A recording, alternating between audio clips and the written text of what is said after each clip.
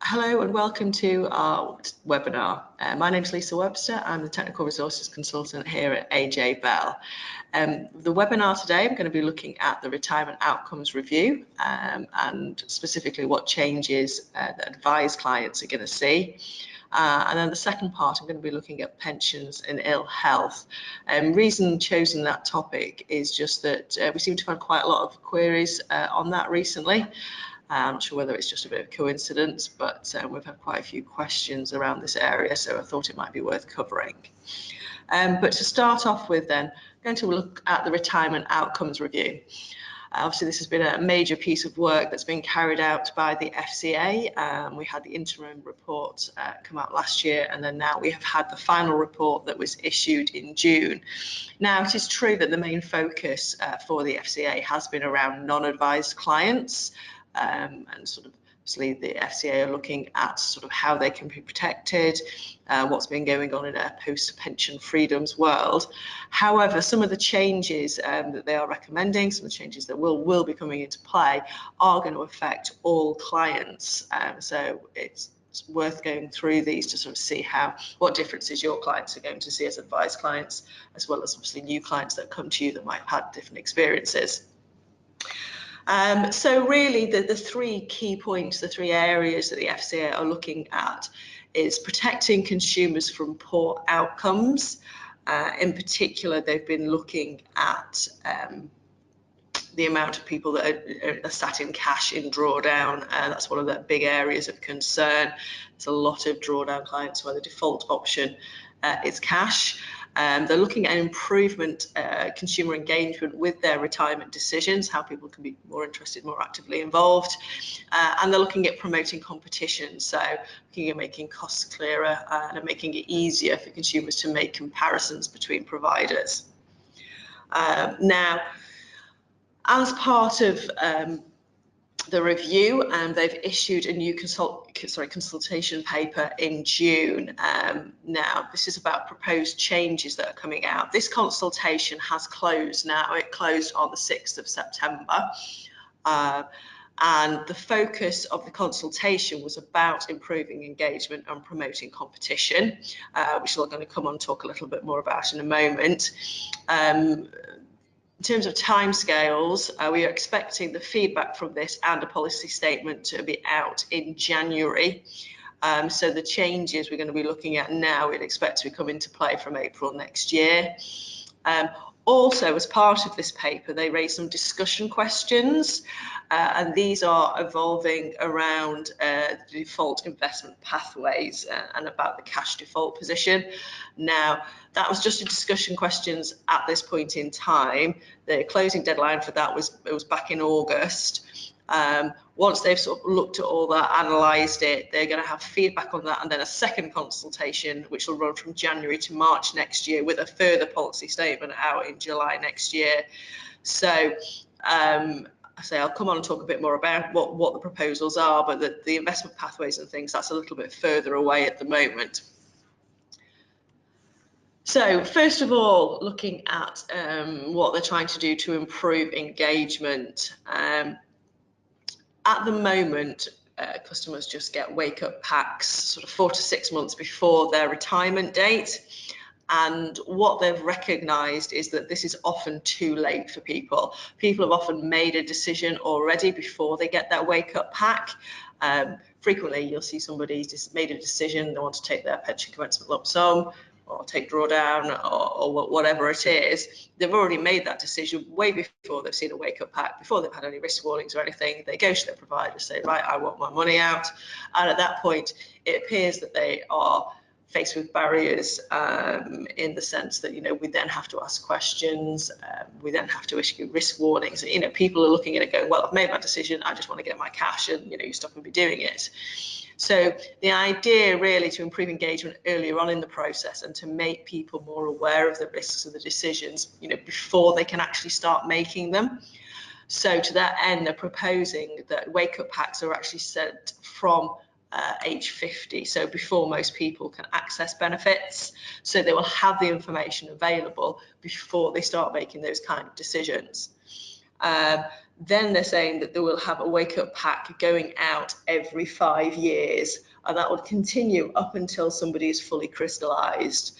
Now, see, most people are fully crystallised by the time they reach age 75, but not necessarily. It is perfectly possible to have uncrystallised funds, going on. Potentially you could still be sending up wake-up packs to people at the age of 90 over time. So it just carries on a 5-year cycle, say, until it's fully crystallised. So even if they're partially crystallised, you would still need to send these out.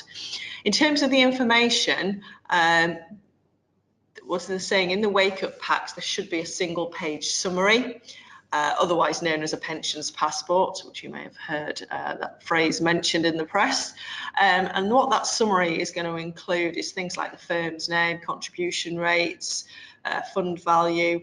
And for wake-up packs which are issued more than 6 months before the intended retirement date, they will have a statement in there considering, whether they are saving enough. So it's given the option, obviously, to think about saving more. There'll be information about guarantees in there, about the intended retirement date or contractual retirement date, if there is one.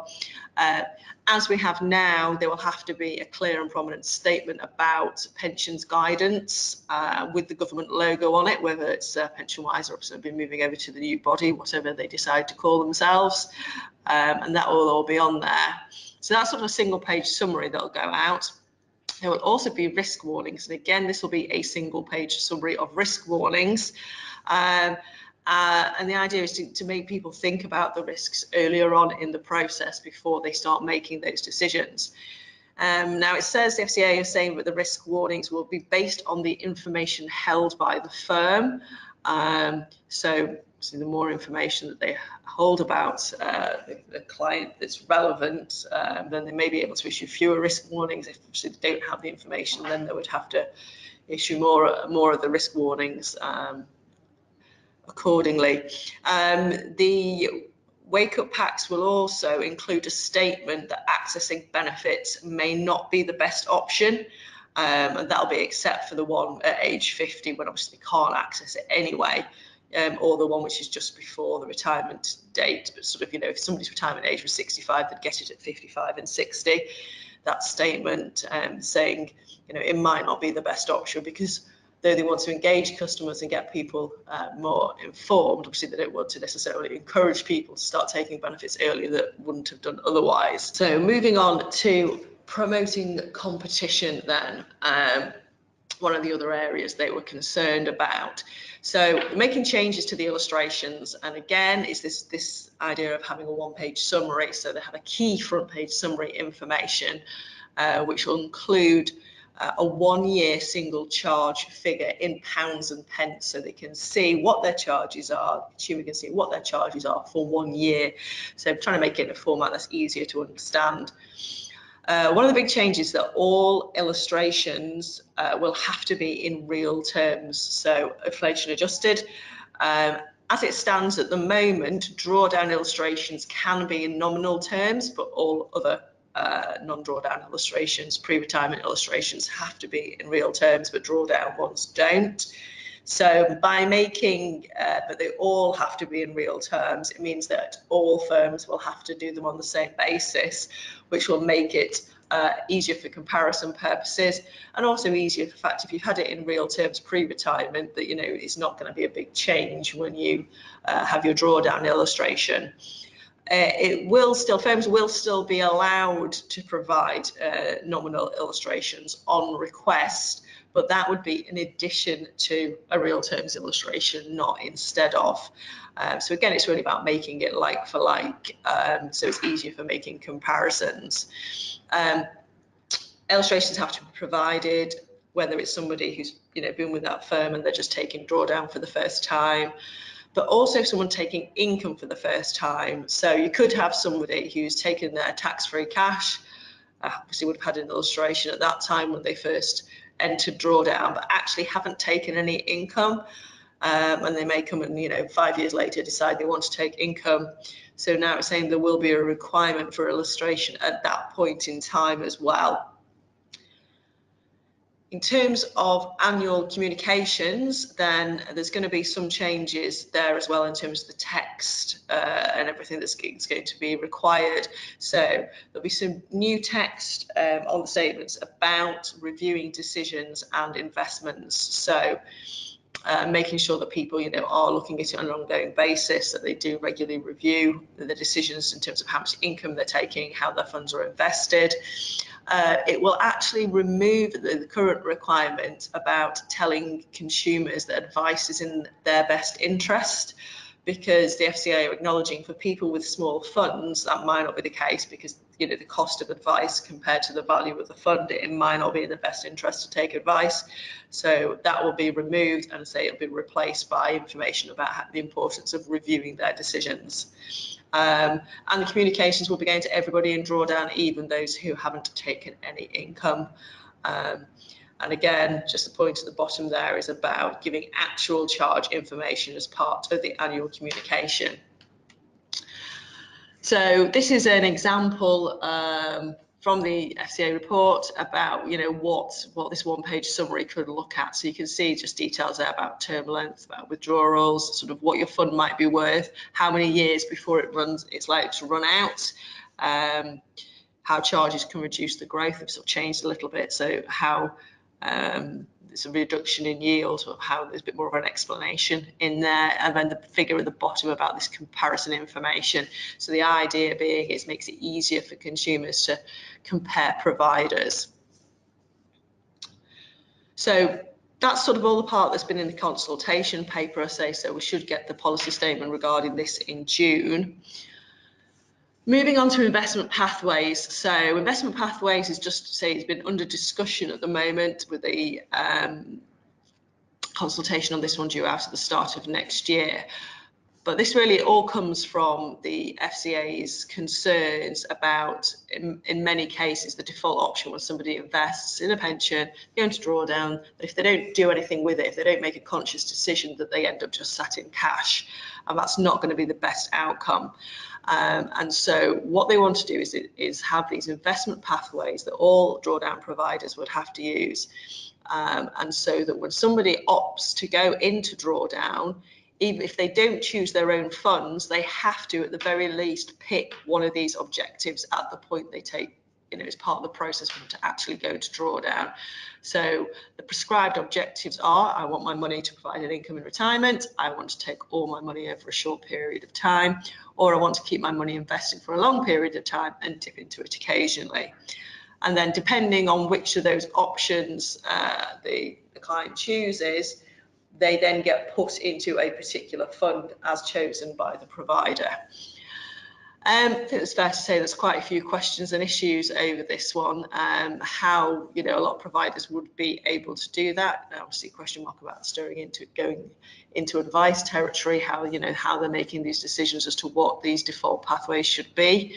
The name pathway itself could be seen as a bit of a misnomer, because pathway suggests it changes and evolves, whereas if you just put it in there once, you'd sit in that fund. How is it managed over time, as people's objectives may change over time, and in terms of what are they doing.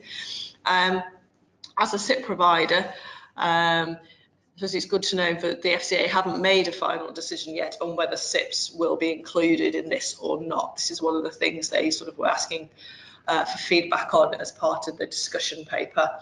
And they have already, since the paper came out in June, been collecting evidence from SIP providers, including ourselves, in relation to investments that have been held by non-advised drawdown clients, and deciding whether these default investment pathways should be applied to SIPs. So they've gathered the evidence, they've had that back, and they should be analysing it now, and then we'll find out in January what their decision is on that. So it's really sort of watch this space. They have said that when we're talking about SIPs or other pensions, other personal pensions where it will certainly apply to, that these default pathways should be available to advised clients as well as non-advised, and that the providers should remind advisors of the availability of these investment pathways. So whether you're choosing to use them or not, depending on your clients, but you will start seeing reminders from providers about the availability of these once they come into being.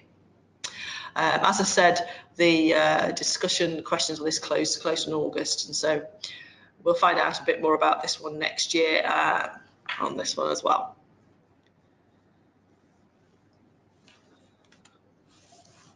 One last thing to mention on the retirement outcomes review. In the main paper that came out, the FCA also talked about this idea of decoupling. So at the moment, whenever somebody wants to take their PCLS, tax-free cash, whatever you want to call it, they have to do something with the rest of the fund, whether it's buying an annuity, going to scheme pension, or so when we're talking about SIPs, it would be going into drawdown. And they're talking about removing that requirement. So it would be enabling people to be able to take their PCLS without having to do something with the rest of the fund. So they think that the way things are at the moment, that coupling might lead to consumer harm. And therefore they are presenting information to the Treasury as to why they think it's worth exploring the options for decoupling. They recognise that the LT policy, there would be some practical issues with that, but that is something that is certainly being looked at. So that's another one really just to watch out for what might happen in that space. Okay, turning now to looking at pensions and ill health. So ill health basically means allowing somebody early access to their pension on the grounds of health, so they can access pension before the age of 55. The benefit options available to somebody are exactly the same as they would be otherwise, so they can take their PCLS, drawdown, UFPLS, annuity scheme pension. It's all taxed in the normal way. There's something sort of unusual about how it's handled. There isn't any lifetime allowance reduction. If you ever had any clients with protected pension age, if they retire below 55, we have to do a reduction in the LTA accordingly. That doesn't apply in the case of ill health. It is really just accessing benefits in the usual way, just earlier than you would have done otherwise. So the requirements then in order to be able to access your pension early is, first of all, the individual has to be incapable of performing their current occupation, and they have to continue to, it will be the case that they will continue to be incapable of performing that occupation. So we need, the scheme administrator will need evidence from a medical practitioner, registered medical practitioner, that is the case. And it's really important in the letter that we get from their doctor consultant that it does say not only they're incapable of performing the occupation, but they will continue to be. And it's also that ongoing condition that quite often we see letters that come in that don't really cover that properly, and you end up having a bit of going back and forth before we can get the appropriate evidence.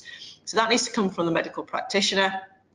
And then the third point is that they have to have actually stopped doing their job, not performed their current occupation. So we would just need confirmation from the member or from you as their advisor that that is the case, that they have ceased work.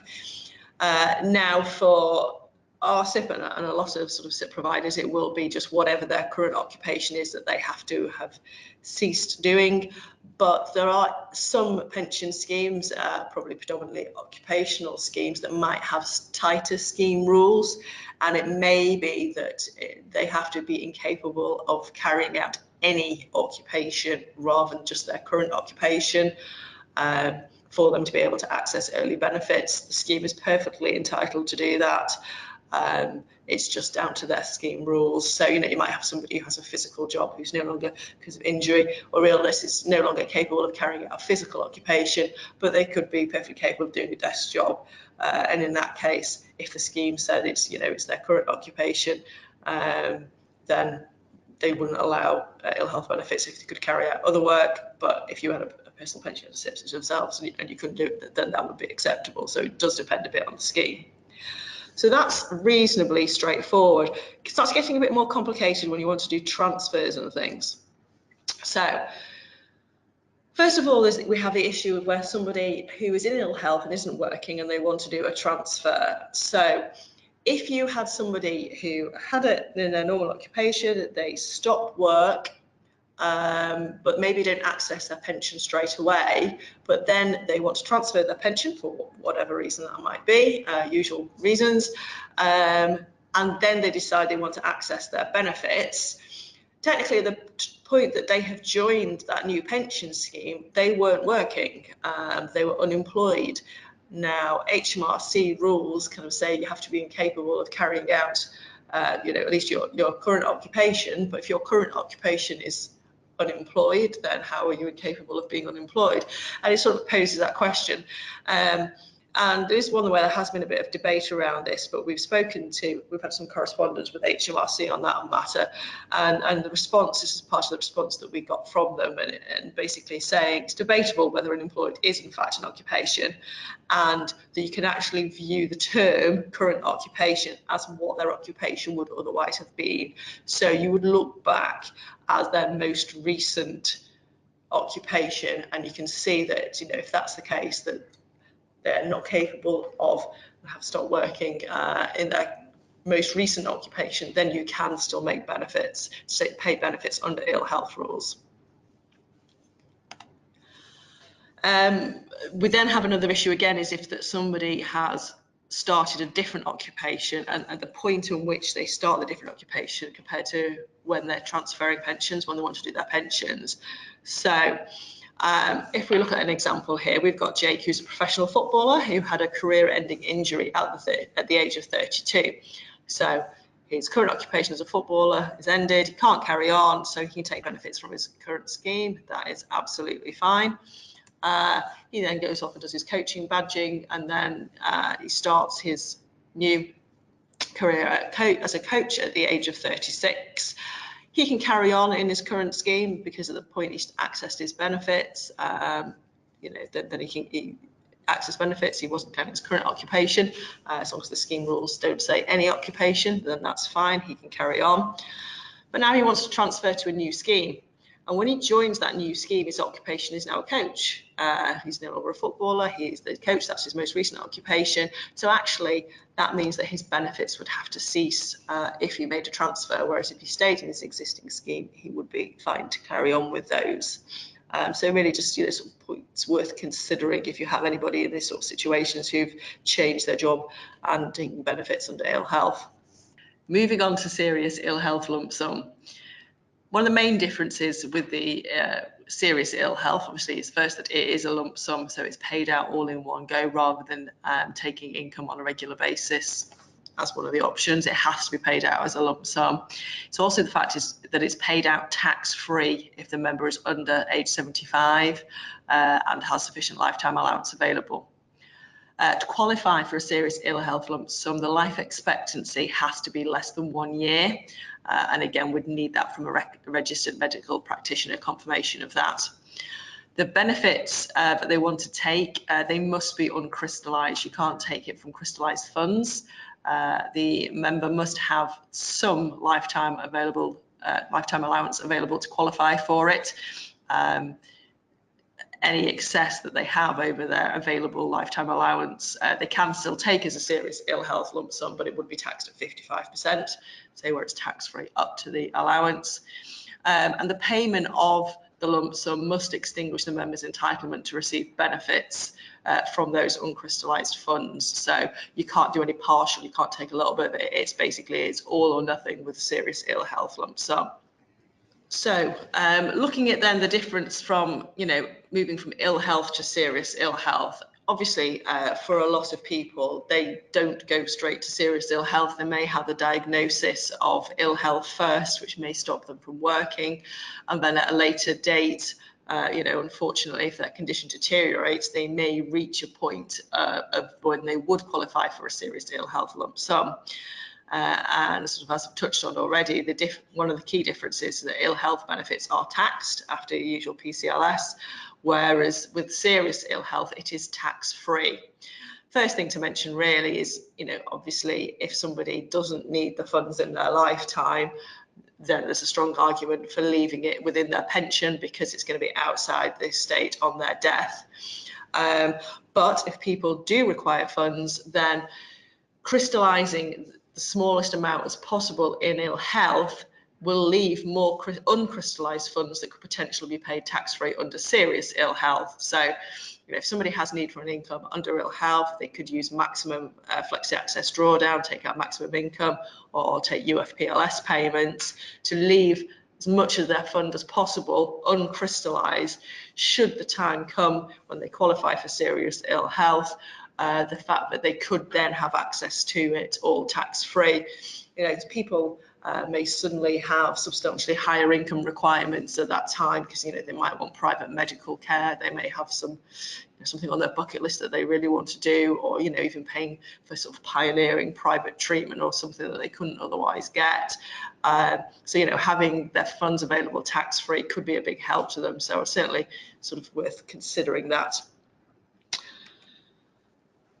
Talking about sort of serious ill health and ill health transfers, as I'm sure many of you will be aware, when a transfer is made in the 2 years prior to death and the member was ill health at the time of the transfer, then there is the potential for funds to be liable to inheritance tax within the pension. Now, I've always thought this does seem a little unfair, you know, because generally speaking, pension schemes are exempt from IHT, they're outside the estate, and the fact that, you know, merely transferring from one wrapper to another wrapper, both of which are outside the estate, the fact that the action of a transfer itself, you know, can cause IHT to become liable. The reason for this is because at the point of the transfer, the member could theoretically have pointed the benefits towards the estate, but chooses not to, and therefore there is potentially a loss to the estate. Now, there is an exemption that in certain circumstances can be used so that doesn't apply. And this is found in Section 10 of the Inheritance Tax Act 1984.